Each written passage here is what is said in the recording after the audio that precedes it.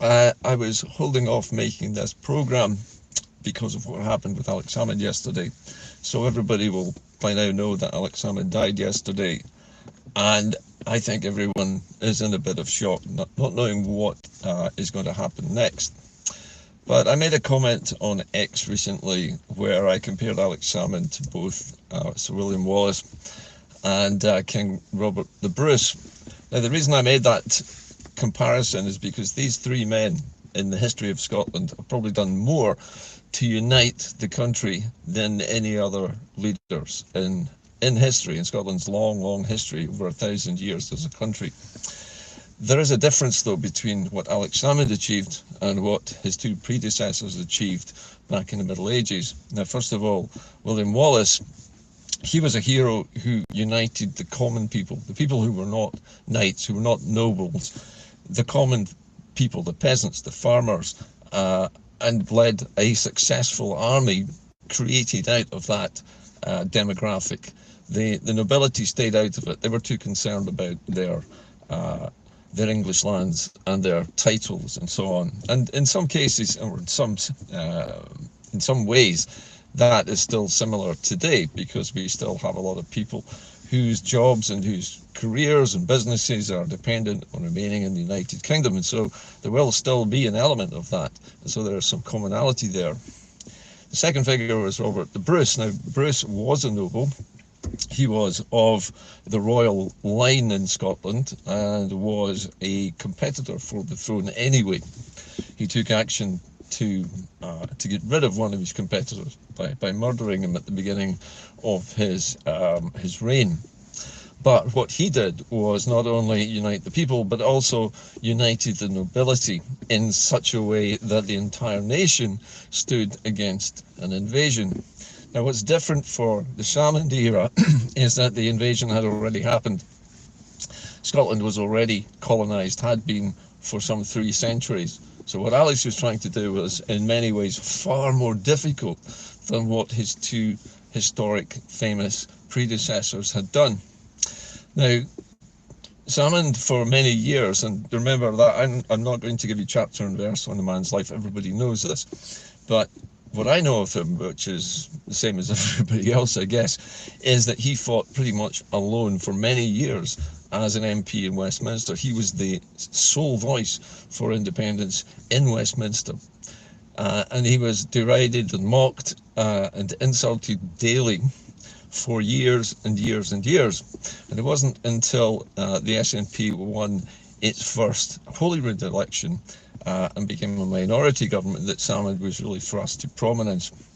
He then consolidated that, and in 2011, I beg your pardon, 2012, he announced that there would be a referendum.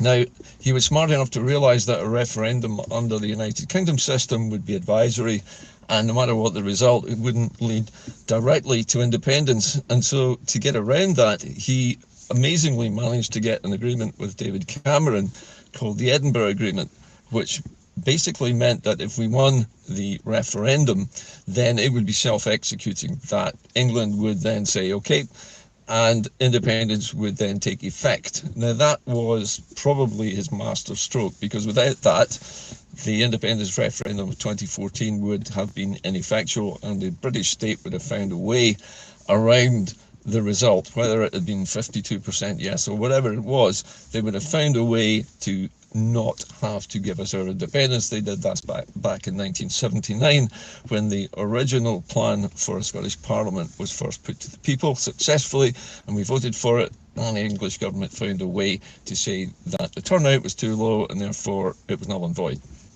So he knew that the British state would cheat, or the English state would cheat. So what he achieved was remarkable. He even achieved a point a few days before the vote in 2014, when for a brief moment the Yes campaign reached 51%, and we had a majority potentially for independence for the very first time, at least in the polls. What happened after that was a pretty shameful episode in manipulation by the United Kingdom, by bending the rules of Purdah, by claiming that it was a binding referendum, and therefore the rules of Purdah didn't apply, they could invent a new set of proposals to put to the Scottish people known as the vow. We all know the history. But Alex Salmond's achievement is more than just that. Even though the referendum was lost because of all this cheating, and he resigned shortly afterwards, it wasn't over, because as we all know, in 2015 the anger was so great, having lost the referendum in such an underhanded way and having been cheated out of it in such an unpleasant and devious way by the British state, that people voted in majority for the SNP in the next general election, and all but 3 seats were won by the SNP in Westminster. That meant that we had a massive majority in Westminster. Now, according to the Thatcher Doctrine, which said that all Scotland needed to do if it wanted to become independent was win a majority of Westminster seats, it had done that, and yet still there was no cry by the elected officials for independence to be granted. Even though a majority of the people now wanted it and had voted for it, it still didn't happen. The British state found a way around that too. That leads us up to where we are now. And we know the history. We know what happened to Mr. Salmond after that.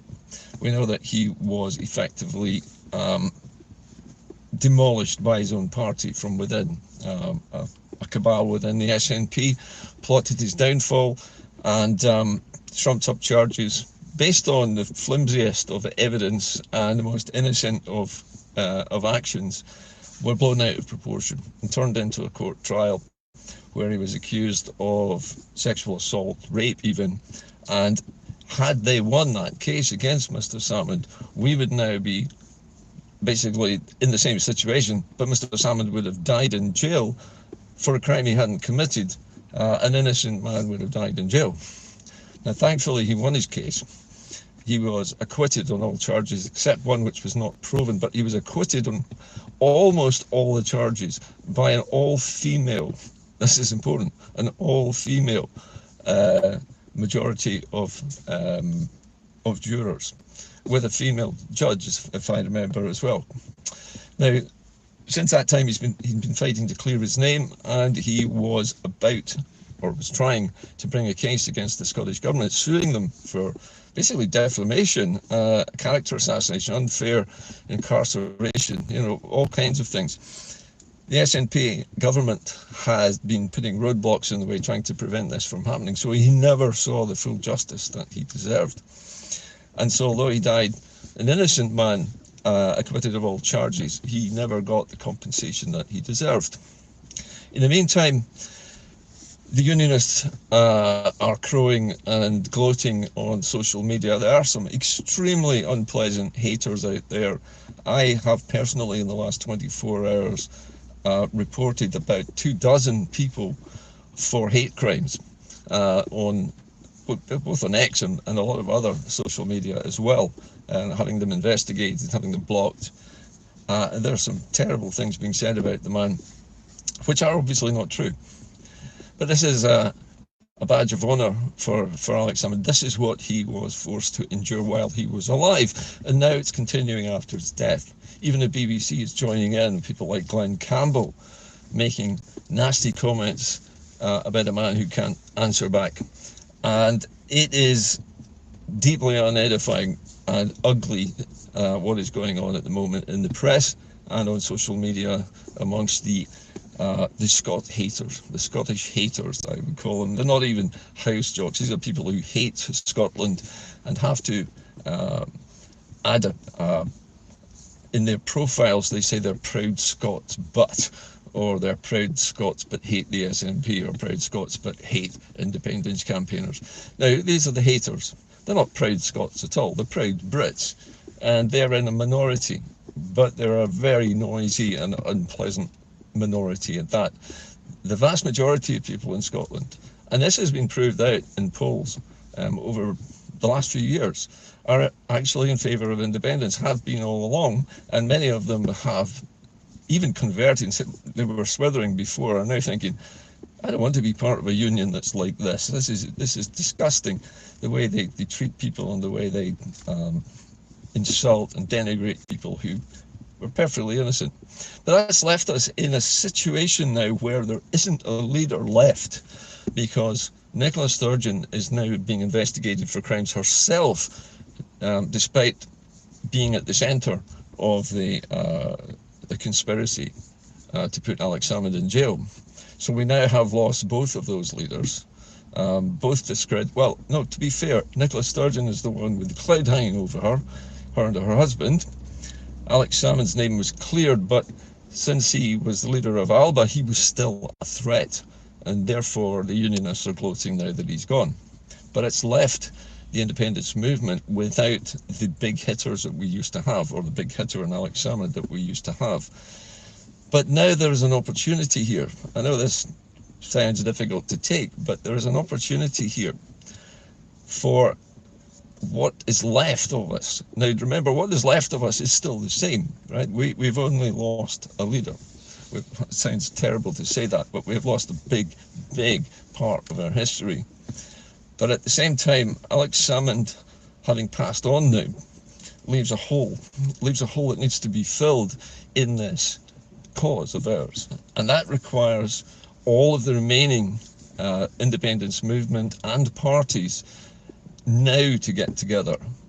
Now, when I'm talking about parties, at the moment I'm talking about parties such as the ISP and ALBA, and perhaps also the Scottish Socialist Party and some of the smaller parties as well as all of the hubs and local organisations and movements for independence. Now would be the time for a gigantic independence constitutional convention. One where all of the parties and all of the people involved who want this to get together and to select new leaders. And I'm saying leaders plural, because it's very obvious that taking out one very big leader from the picture is exactly what the union wants us to have. They want us to have one leader. If we have more than one leader, it's much more difficult for them to decapitate the snake, as they would call it, and for us to lose our focus. So we need a new structure. We need a structure which is not top down, but one which is lateral. In other words, where local organisers or local commanders or whatever have decision-making powers of their own. So that way it's much more difficult for this movement to be incapacitated again in the way that the Unionists have attempted to do in the past. So I see there being an opportunity, but we have a very small window of time in which to organise it. It has to be done before the 2026 Holyrood elections. And as many people have been saying for a long time, the thing that will enable us to free ourselves from the Union is to empower our own elected parliament to become fully empowered, to take back the powers over our constitutional question, and to be able to put that question to the people in a referendum organised by ourselves and not by London, and not under their rules and without their participation. What we do about the media is another question, maybe for another day, but we definitely need some new leadership and we need coordination, and that has to start right now. It's no use people like me just saying this, we need it. So Alex Salmond is, I think, a bigger influence over Scottish history, and he's had a more positive effect on Scotland's reawakening, because 300 years of colonisation was where he started from, and he brought us from something like 28-30% of people being in favour of independence all the way up to more than 50% in a very short period of time. We don't have to fight a battle anymore, at least we hope we won't have to fight any battles with weapons against invaders, but it's more difficult to free yourself once you've been assimilated. So this is a more difficult problem, and it's a political problem, and that needs political solutions, and that needs people who are smart. Now, if you look around you at, for example, the SNP, we know Mr. Salmond is now passed on, and everybody is gutted by that, including me, and we all are concerned for his remaining family, his wife, and the rest of his family and friends. We all feel it. But we've lost so many leaders, and there is so much missing at the moment that we need to replace. What is left at the moment of the SNP is not very much. We know that Joanna Cherry is retiring, and she was probably the most vocal voice as an MP in Westminster. Nicola Sturgeon is out of the picture. What's left is John Swinney. John Swinney's comments about Mr. Salmond's passing, I felt, were hypocritical in the extreme, since he was a part of the SNP hierarchy, which was doing its damnedest to jail him. So I don't see Mr. Swinney as part of the solution. I'm not sure who is still left at the top in Alba, but somebody needs to take charge of Alba. I'm not sure, as I say, who the successor might be. That is up to the party to decide. ISP has always got Colette Walker, and Colette Walker has proved an able leader for the ISP, and she keeps making the case for independence very strongly. Perhaps now is the time for ISP and ALPA to get together with the rest of the movement and form something new. But as I say, this is an opportunity now. The SNP has no leadership material left other than perhaps Stephen Flynn, who still remains in Westminster. I know that I think Angus V. McNeill, if I remember correctly, is an ALPA MP now. Perhaps Angus might be the man to take up the cudgels in Alex's place. I don't know. But something needs to happen, and I think it's an opportunity now for various parties, the various groups to get together now and figure out a new strategy. And it has to be in the next 2 years.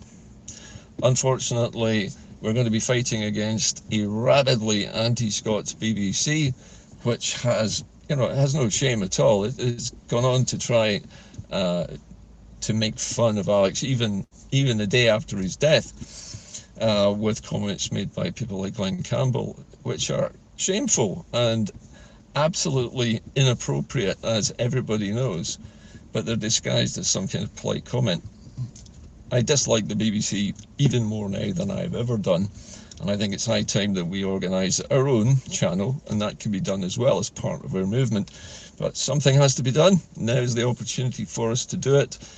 The big figures now have gone, and now there is an opportunity for new leadership to take place. And I think that new leadership needs to form new alliances, and these new alliances may not include the SNP.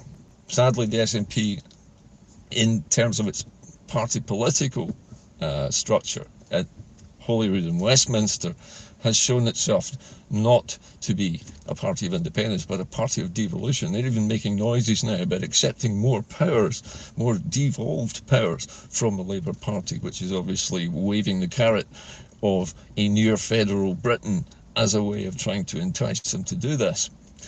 So something needs to happen out with that, and it needs to happen for Holyrood, I think, because Holyrood is the key to this now. Anyway, those are my initial thoughts on the passing of Mr. Salmond, but his legacy is enormous. And when he said that the dream of independence would never die, he wasn't kidding. And you cannot kill off an idea. You can kill off people, but when you kill off people, it just makes the idea even stronger and it gains more support. So it's not going to stop. Sarah Sawyers from Salvo issued a statement on X, which I think is right, and I think you should read what she had to say as well, where she said, now is the opportunity. Mr. Salmond did the heavy lifting. He got us to where we are now. It is up to us to make use of this new situation to our advantage. We just need to get together and figure out a strategy for doing that. But I think the next opportunity for us to actually get the power back that we need to make this happen is going to be in 2026. There's no point in trying to fight for independence at Westminster. It will not happen there. It has to happen here, and it has to happen by the people of Scotland voting for politicians who will dissolve the Union, who will call a confirmatory referendum, who will repeal the Acts of Union if they get into government in Holyrood. What the United Kingdom does about that is up to them, but it's up to us to decide to make the stand. That's it from me today. This is a strange broadcast for me to make, and I, like everybody else, feel shocked and deeply saddened by what's happened. I posted on X yesterday that I had hoped one day to have Alex Salmond in the Inde-Car for an interview one day, and sadly I'll never get that opportunity now, which saddens me greatly. It would have been fantastic to have Alex in the car and actually to talk to him, but it's not going to happen. However, a lot of new things will happen now, but it's up to us now to make them happen. That's the message of today's programme. I'll see you soon. Bye for now.